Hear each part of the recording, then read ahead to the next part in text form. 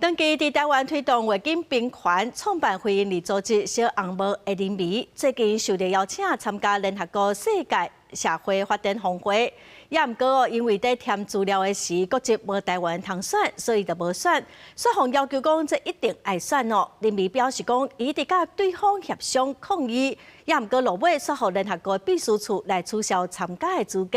林美嘛质疑讲，这是来自中国的政治打压。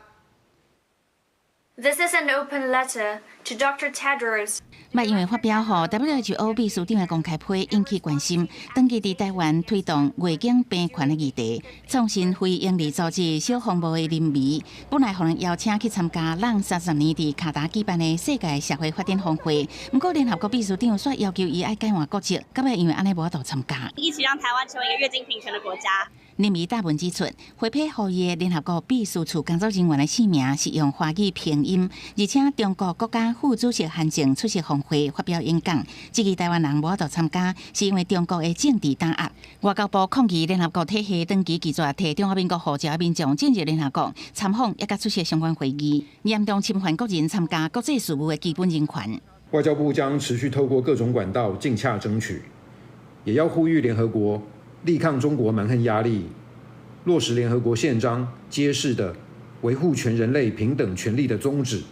尽速改正对我国人不当的歧视待遇。另外，马绍尔巴拉圭会期的驻联合国常任代表车三来台湾6天，会晤副总统萧美琴、外交部长林佳龙、甲立法院长韩国瑜。其中，斐济毋是咱的邦交国，不过斐济上台塔拉吉尼大使伊讲，这届有助了解甲熟悉台湾，未来也持续推动两国关系提升，引起中国的不满。如果有出现跟非邦交国的一些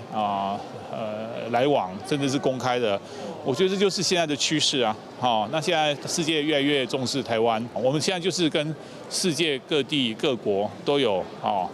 越来越正常的来往。外交部处长吴志忠讲，外交部真重视甲非邦交国的交流，各国甲台湾正常交流是趋势，无需要想伤济。公视新闻采访报道。